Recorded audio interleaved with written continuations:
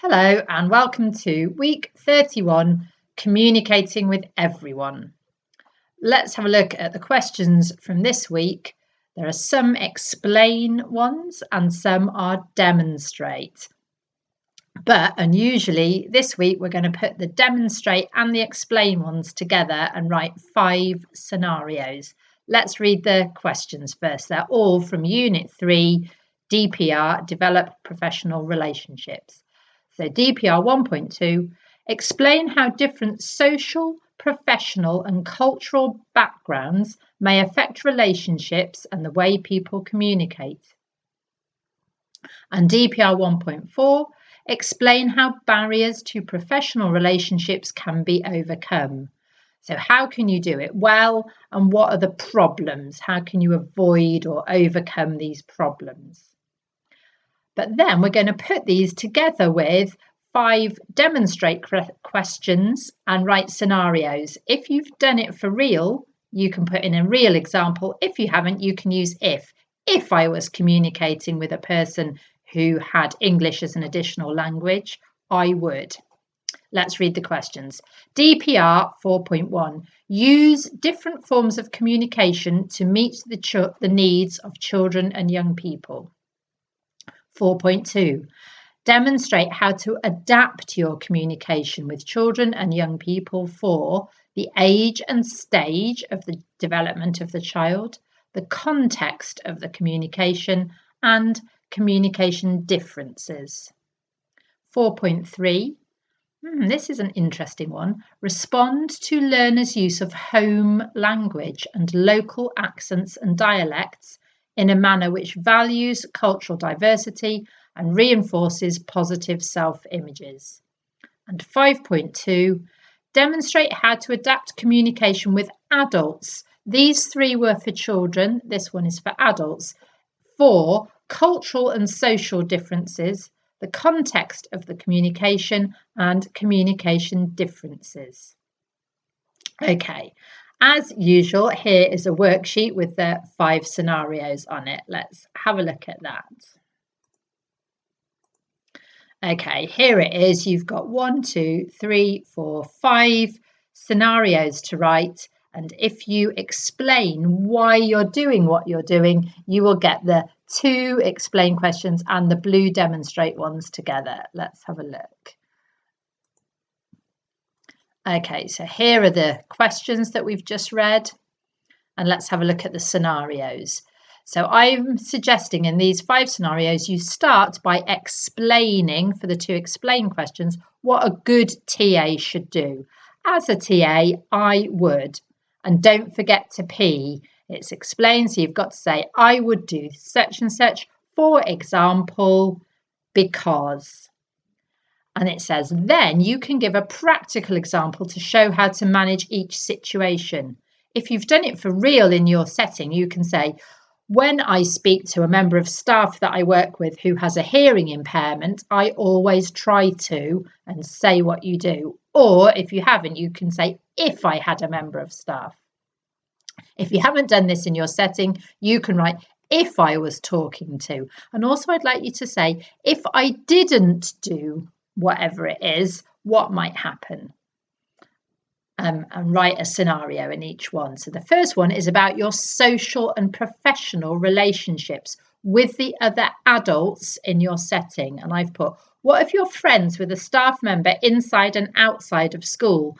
There might be a teacher or another TA that you know socially. How do you change your communication in the 2 different relationships when you're out of school with them, but when you were in school? Or you could talk about how do you speak in a meeting or when making a phone call, say to a parent, and contrast that with your normal way of speaking. And here are some things to mention. You could mention how you change your tone of voice, your use of slang words or swearing, hopefully not in school. That might be when you're socializing out of school. Where and how would you use technical vocabulary? Would you say the SENCO, or would you say, I've just got to go and take an IEP to the SENCO ready to go into the child's ECHP? Would a parent know what you were talking about? What topics would you talk about? Are you going to discuss what a great time you had over the weekend? Which bits of your weekend will you talk about in different situations? How will you address people? Is there a nickname for your friend? How would you speak to them in school? In school, would you call them Miss Jones? How about use of sarcasm and teasing and in jokes? Where might that be appropriate? Where would you be supportive and reassuring?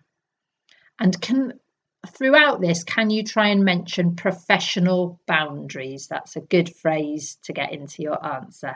So in here, you are going to say what a good TA should do. And then if you have, for this one, how to adapt communication for adults for cultural and social differences. If you can put in a real situation, it'll help you explain and it'll get that demonstrate one for you. Ooh. If you've already got any of these, because Charlotte observed you and she gave them to you, then that's great. I would still like you to do these 5 scenarios because they've all got different pieces to them. This has got an A and a B and a C, and so has this one. Charlotte may have signed it off partially.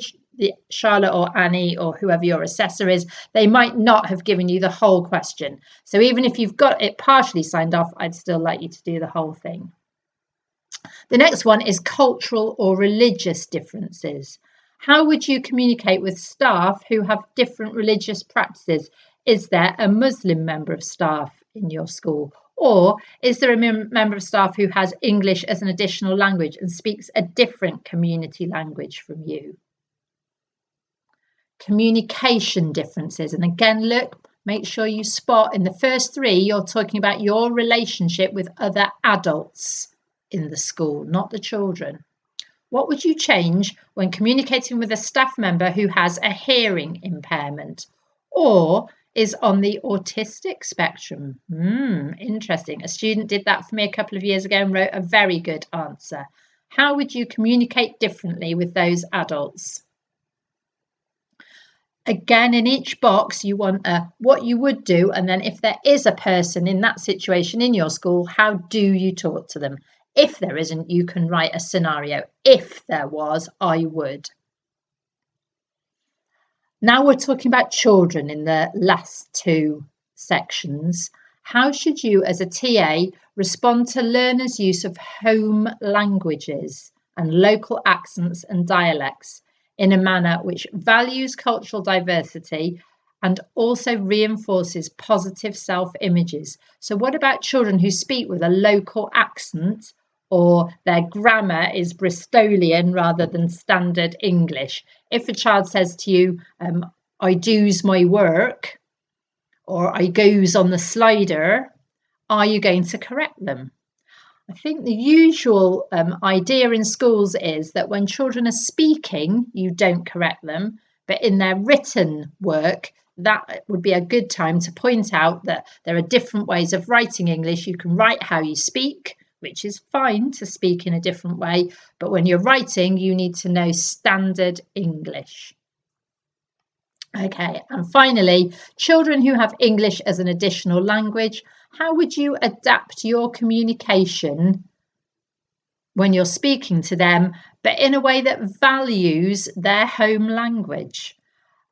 50 years, 20, 30 years ago in schools, it was thought that if children come in speaking their home language, they should not be allowed to speak that in school. That has all changed now, and we now realise that children's home language should be valued, and then alongside that they can learn English, but also maybe they can teach some of their language to other children in the class. Let's go back to Moodle and see where you're going to get your information from. So I've got 2 nice resources here on working with children who have English as an additional language. This quiz here gives you a whole load of questions, but if you scroll to page 2, it'll get you the answers, and that's what you need for that scenario on the worksheet. And if you are working with children with EAL, you might want to work through this whole booklet. It's full of practical ideas. It is a training course and you haven't got the videos to watch, but it's got lots of practical activities. For the member of staff that's maybe has a hearing impairment, this deaf awareness session will be really helpful. And if you go to pages 7, 8 and 9, that has the strategies that you would need. And for the English, for children who speak a different dialect or have a regional accent, this is just a bit of fun, but I really enjoyed it. You do a quiz and you say, how do you pronounce words and what words do you use? And it will pinpoint on the map exactly where it thinks you were brought up or who you learnt your English from. Are you a proper Bristolian or are you a Bristalian? Do you come from somewhere other than Bristol? It's not going to help you with the answers to the essay, the scenarios, but it's quite fun. Okay, so fill out the 5 scenarios on the worksheet. Some explaining at the beginning of each scenario to get the 2 explain questions. And then if you can give real examples of things you've done in school, if you haven't come across these situations in school, you can write, if I, as a TA, I would. So complete the worksheet, send it to me.